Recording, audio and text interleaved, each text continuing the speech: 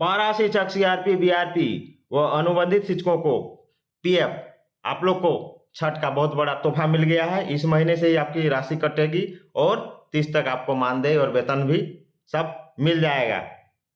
सहायक अध्यापक, पारा शिक्षक जिसको अभी बोला जा रहा है, बीआरपी, सीआरपी, कस्तूरबा गांधी बालिका विद्यालय के शिक्षक, शिक्षकेतर कर्मी, साधन सेवी, एमआईएस कोऑर्डिनेटर सहित अन्य सभी कर्मचारियों को भविष्य निधि की सुविधा तुरंत मिलने वाली है। स्कूली शिक्षा एवं साक्षरता विभाग ने मंगलवार को दिशा निर्देश जारी कर दिया है। सचिव उमाशंकर सिंह ने सभी डीएससी को पत्र लिखा और कहा है कि कर्मचारी भविष्य निधि का लाभ विभिन्न स्तरों पर कार्यरत सरकारी कर्मचारियों को जो कार्यरत कर्मचारियों को जो अनुमान्य होगा वो फटाफट आप उसको दीजिए। सचिव ने कहा कि जिन कर्मियों का मानदेय 15,000 रुपये से अधिक है उन्हें वर्तमान में पेंशन स्कीम से नहीं जोड़ा जा रहा है। ऐसे कर्मियों को पेंशन के लाभ को ध्यान में रखते हुए मानदेय की सीमा अधिकतम 15,000 रुपये प्रतिमाह निर्धारित मानकर अंशदान की कटौती जमा की जाएगी। कहने का मतलब कि आपको 15,000 ही आधार मानकर आपका कटौती किया जाएगा। वहीं जिनका मानदेय 15,000 रुपये से कम है उनको वास्तविक मानदेय के आधार पर अनुमान कटौती की जाएगी। और जिन कर्मियों की उम्र 30 अक्टूबर 2024 को 58 वर्ष हो चुकी है वे इस योजना का लाभ नहीं ले पाएंगे। साथ ही आपको यूएएन नंबर यानी यूनिवर्सल अकाउंट नंबर सबको जनरेट करके फटाफट दिया जाएगा और आप लोग जितना है सबका ये वही आपका उसी में आपको पीएफ जाएगा। इसलिए आप लोग फटाफट जहां से आप लोग का वेतन निकासी होता है, जहां से वेतन मिलता है वहां फटाफट आप लोग डॉक्यूमेंट जमा करें। क्या क्या डॉक्यूमेंट जमा करेंगे अभी मैं तुरंत बताता हूं।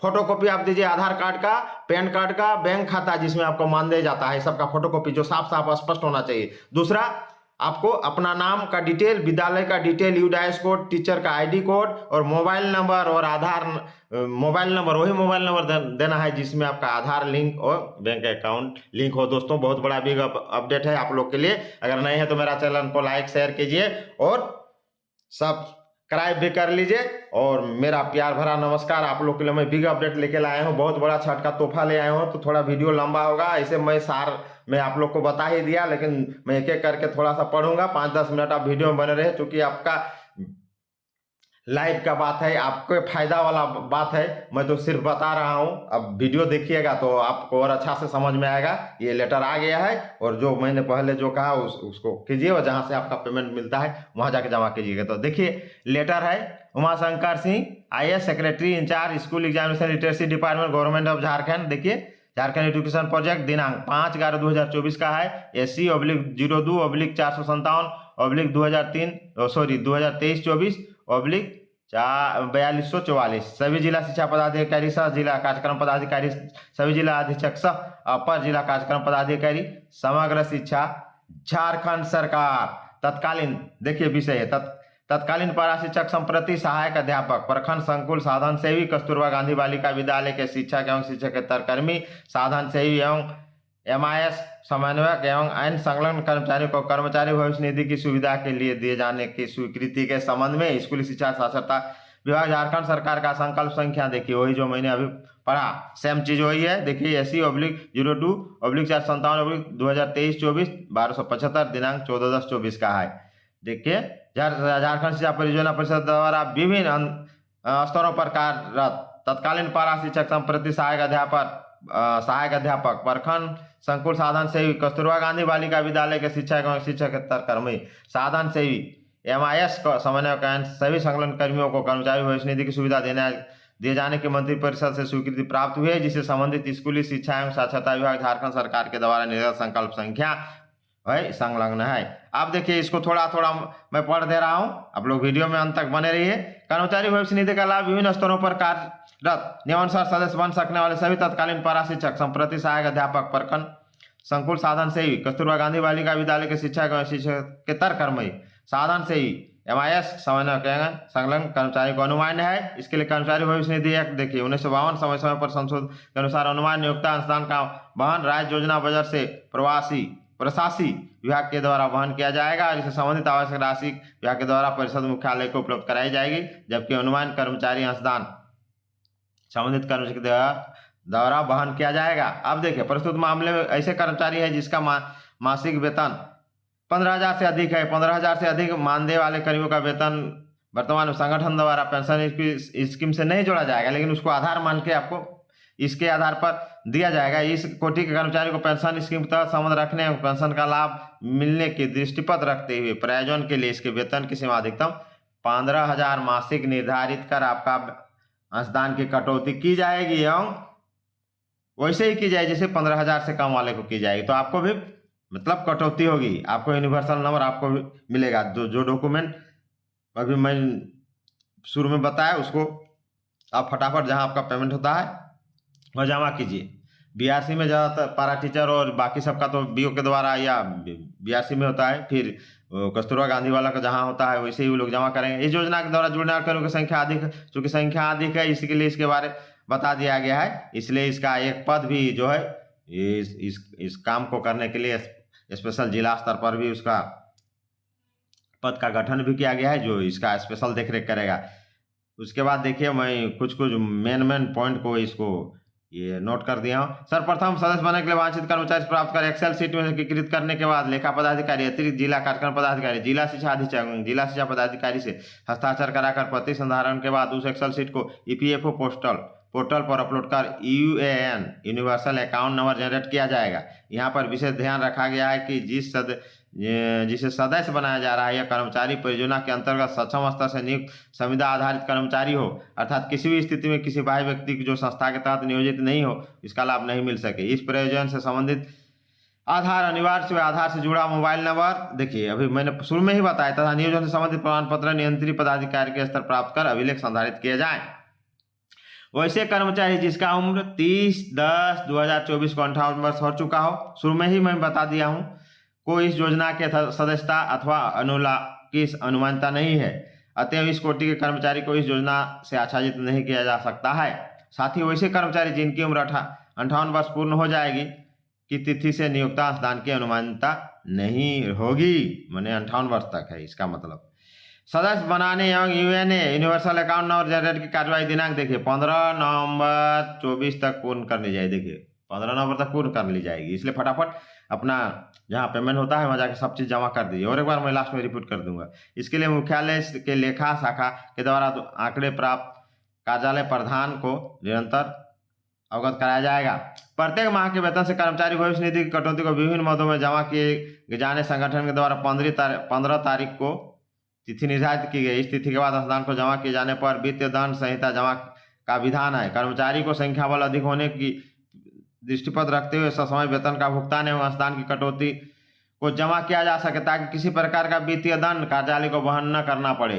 अब ये सभी स्तरों पर कर्मचारी के मासिक वेतन मानदेय का भुगतान प्रत्येक माह की 30 तारीख तक कर दिया जाएगा। इसके लिए आपको पहले से एब्सेंटी जमा करना होगा, पहले से सब चीज़ रेडी रखना होगा, यानी 25-26 तक, जैसा कि अभी सरकारी टीचरों के साथ होता है। इसके लिए आप उसकी उपस्थिति विवरण पूर्व माह के 26 तारीख के चालू माह के 25 तारीख की गणना के आधार पर, मतलब पिछला 26 से ये महीना का 25 एक माह हो गया।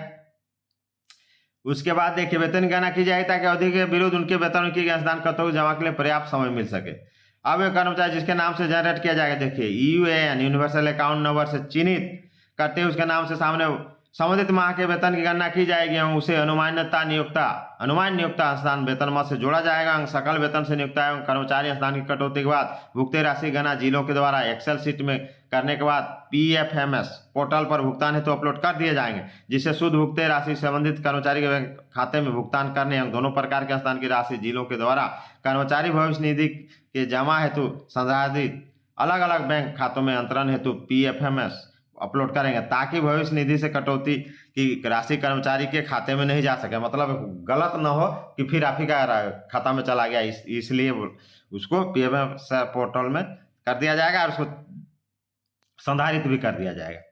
जिले के द्वारा संधारित खाते में भविष्य निधि की कटौती को वेतन बनाते समय तैयार की गई विवरण के आधार पर उस राशि को विभिन्न मदों पेंशन, कर्मचारी अंशदान, नियोक्ता अंशदान, ईडीएलआई एवं प्रबंधन प्रभार एक्सेल शीट में विभाजित कर ईसीआर जनरेट करने के लिए संगठन के पोर्टल पर अपलोड करेंगे एवं पोर्टल द्वारा उसे रीड करने के बाद सही ठहराने एवं वांछित राशि जमा करने की मांग के बाद तुरंत जिलों के द्वारा इलेक्ट्रॉनिक माध्यम से राशि जमा की जाएगी एवं जमा विवरणी के साथ सही संचिका के माध्यम से प्रत्येक माह जिलों के लेखा पदाधिकारी, कर्मचारी भविष्य निधि पदाधिकारी द्वारा कटौती एवं जमा विवरणी से जिला शिक्षा पदाधिकारी एवं जिला शिक्षा अधीक्षक को अनिवार्य रूप से अवगत कराया जाएगा।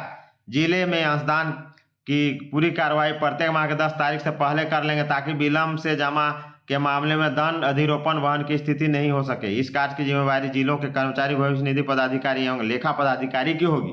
विलंब से अंशदान के जमा होने पर दंड के राशि के वहन की व्यक्तिगत जिम्मेदारी संबंधित दोषी पदाधिकारी ही होंगे।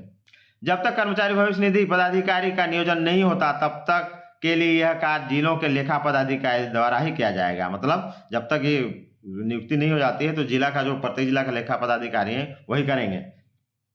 सभी संबंधित कर्मचारियों को माह नवंबर 2024 के वेतन से कर्मचारी भविष्य निधि अंशदान की कटौती प्रारंभ कर दी जाएगी इसी महीना से। ठीक है, इसलिए फटाफट अपना जो है जितना भी डॉक्यूमेंट है जमा कीजिए। वेतन विवरणी एवं नियोक्ता अंशदान सहित सकल वेतन डेबिट खाता एवं नियोक्ता एवं कर्मचारी अंशदान के कुल कटौती की राशि कर्मचारी भविष्य निधि क्रेडिट खाता एवं दोनों प्रकार के अंशदान जमा किए जाने पर कर्मचारी भविष्य निधि डेबिट खाते की विधि से लेखांकन किया जाएगा। और इस प्रकार कर्मचारी भविष्य निधि खाते प्रत्येक माह के जमा अवधि की निर्धारित तिथि को अवशेष सुन रहेंगे। किन्हीं कारणों में यदि किसी कर्मचारी के वेतन लंबित होता हो वह सेवारत है तो उसके वेतन के भुगतान की अनुमति की संभाव्यता हो तो ऐसे कर्मचारी को संबंधित माह के वेतन भुगतान न होने की स्थिति में भी नियोक्ता अंशदान व्यय खाते एवं कर्मचारी अंशदान संबंधित कर्मचारी के नाम अग्रिम दर्शाते दोनों प्रकार के अंशदान की गणना कर कटौती की जानी है एवं उस माह अंशदान जमा किया जाना है ताकि बाद में वेतन भुगतान के कारण विलंब से जमा संबंधित दंड से बचा जा सके। इस मामले में वेतन भुगतान के समय पूर्व में दिए गए अग्रिम के सामंजन के बाद शेष राशि संबंधित कर्मचारी को बिना अंशदान की कटौती के भुगतान किया जाएगा। कहने का मतलब अगर कोई इसका अर्थ ही हुआ कोई कर्मचारी छुट्टी में जाने की संभावना हो या नहीं आने की संभावना हो काम में तो उसको क्या किया जाएगा कि उसको जो पहले ही वेतन में उसको जितना दिन तक वो नहीं आएगा, मान ले 2-3 महीना नहीं आएगा छुट्टी में गया तो उसका उसी समय उसका राशि काट ली जाएगी ताकि फिर आएगा उस समय उसको उतना पैसा काट के उसका वेतन भुगतान कर दिया जाएगा। इसका अर्थ यही हुआ। कर्मचारी भविष्य निधि भुगतान की जिम्मेदारी होगी कि सदस्य बनने के लिए विभिन्न प्रकार के दावा निस्तारण अनुलाभ एवं शिकायत निवारण का कार्य आरंभ से अंतिम तक निस्तारित करेंगे ताकि योजना के सभी अनुलाभों से कर्मचारी लाभान्वित हो सकें। यदि किसी कारणवश किसी कर्मचारी को किसी माह का प्राप्त वेतन किसी कारणवश सर्वर के द्वारा असफल हो जाता है तो उस कर्मचारी का वेतन दोबारा अपलोड कर भुगतान करने की स्थिति उत्पन्न होती है तो इस स्थिति में संबंधित कर्मचारी को न तो नियोक्ता अंशदान दिया जाएगा नहीं कर्मचारी अंशदान की कटौती की जाएगी, क्योंकि ऐसे मामलों में संबंधित कर्मचारी के वेतन से पूर्व में ही दोनों प्रकार के अंशदान की कटौतियां हो चुकी होगी और वह राशि संबंधित जिले के बैंक खाते में अंतरित होकर संबंधित कर्मचारी के भविष्य निधि खाते में जमा हो चुकी होगी। इस योजना के लागू किए जाने के अगले मामले में जिले कर्मचारी भविष्य निधि कार्यालय को अवगत कराएंगे और यदि अब भी किसी प्रकार का प्रक्रियाधीन हो तो उसे ड्रॉप कराएंगे। यदि किसी प्रकार की राशि बैंक खाते में सीधे संगठन द्वारा अटैच कर जमा रखी गई हो तो वापस करने संबंध में भी अपेक्षित कार्रवाई करेंगे। इस मामले के संबंध में अपेक्षित कार्रवाई करने की जिम्मेदारी सभी स्तरों पर कार्यरत लॉ एग्जीक्यूटिव की होगी।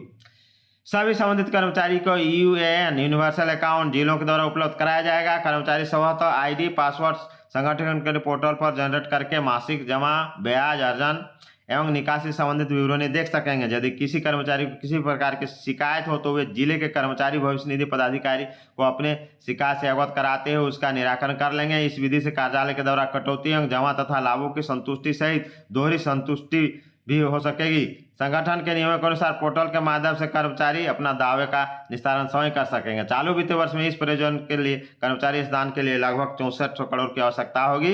इसके लिए प्राथमिक शिक्षा निदेशालय के स्तर से आगामी अनुपूरक बजट में प्रावधान किया जाए। कर्मचारी भविष्य निधि के विलंब में जमा किए जाने का दंड की राशि सहित जमा किए जाने का प्रावधान है। लाभुकों की संख्या अधिक है, विलंब से जमा अथवा अन्य किसी विचलन की स्थिति में अत्यधिक राशि दंड के रूप में जमा करने की संभावना रहेगी।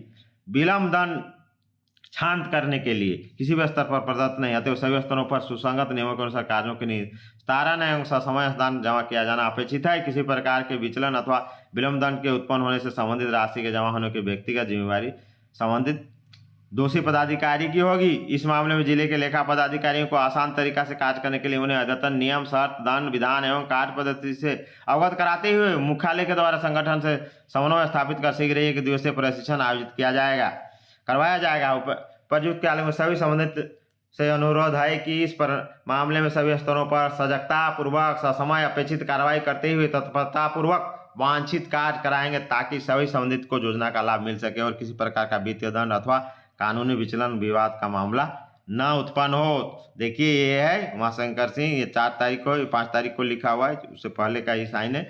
जिला का देखिए कहाँ कहाँ, जिला से लेखा पदाधिकारी, संबंधित कर्मचारी संघ, प्रशासनिक अधिकारी, विधि कोषांग, निदेशक प्राथमिक शिक्षा, क्षेत्रीय भविष्य निधि आयुक्त। तो इस तरह दोस्तों ये आप लोग के लिए बहुत बिग अपडेट है। तो जाइए, सबसे पहले आप लोग Aadhaar card, bank account number, PAN card total का फोटोकॉपी दीजिए, मोबाइल नंबर दीजिए जो कि आपका आधार कार्ड और बैंक अकाउंट से जुड़ा हुआ हो। आप अपना स्कूल का नाम, अपना नाम, अब यूडाइस कोड, स्कूल का यूडाइस कोड, और जो आपको हाजिरी बनाते हैं टीचर आईडी वो दे दीजिए जितना जल्दी हो सके, जहां आपका पेमेंट होता है। और आपका यूनिवर्सल आईडी जो हो जाएगा, यूएआई अकाउंट आईडी जनरेट हो जाएगा, फिर आपको पेंशन मिलना शुरू हो जाएगा। तो ये बहुत बड़ा बिग अपडेट सभी कर्मियों के लिए। नए फिर और एक बार मैं कहना चाहूँगा, नहीं है तो मेरा चैनल को लाइक शेयर कीजिए। और जय हिंद, जोहार झारखंड।